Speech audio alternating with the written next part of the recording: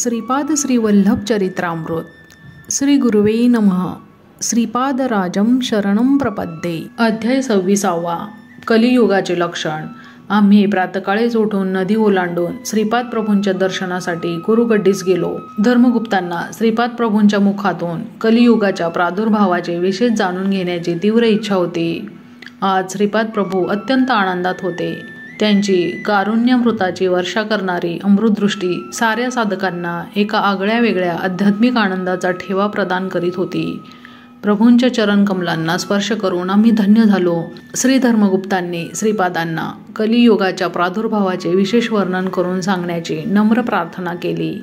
श्रीपाद प्रभू म्हणाले, साधकांनो, काळ हे परमात्म्याचे विराट स्वरूप आहे.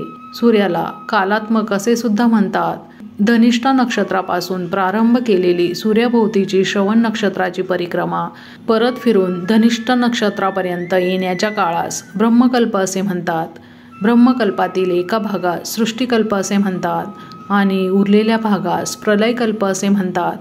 पितृदेवतांच्या संबंधित कालगणनेत अर्धा भाग शुक्ल पक्ष आणि अर्धा भाग कृष्ण पक्ष असे असतात. संवत्सर पुरुषाचे 6 महिने उत्तरायण आणि नंतरच्या 6 महिन्यास दक्षिणायन असे म्हणतात. संपूर्ण कालचक्राचे दर्शन योगी आपल्या शरीरात करतात. या रहस्यविद्येला तारक राजविद्या असे म्हणतात. तारक राजयोगात शरीरालाच ब्रह्मांड मानतात. समस्त लोक यातच समाविष्ट झालेले आहेत. आपल्या शिरस्थानाला ब्रह्मलोक असे म्हणतात.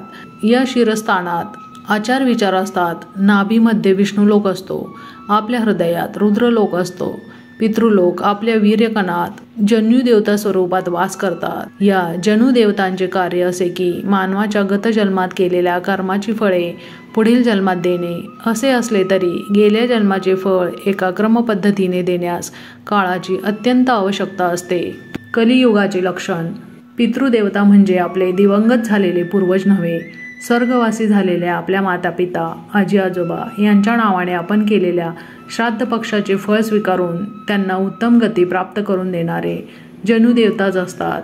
या जनुदेवतांना जन्म नसतो.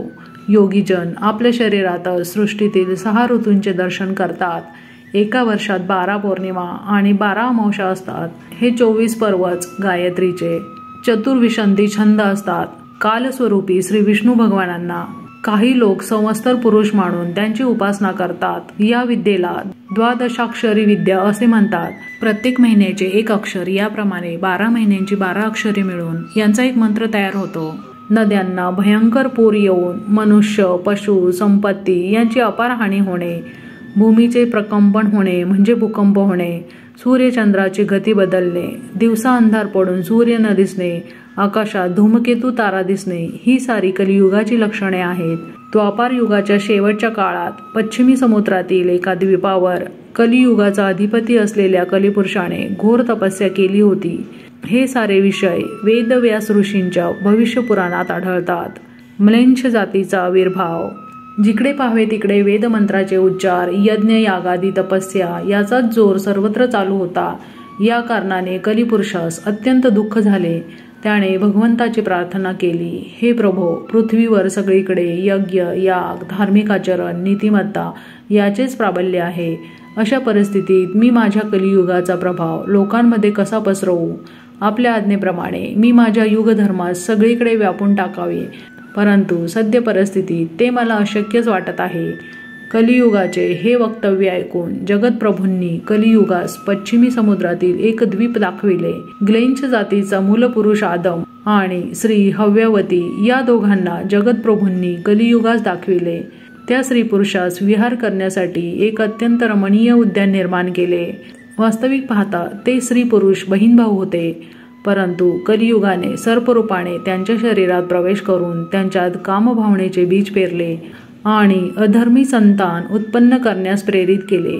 ते दोघे अशा प्रकारे पतित झाल्यावर त्यांच्यातील दिव्य शक्ती अदृश्य झाली.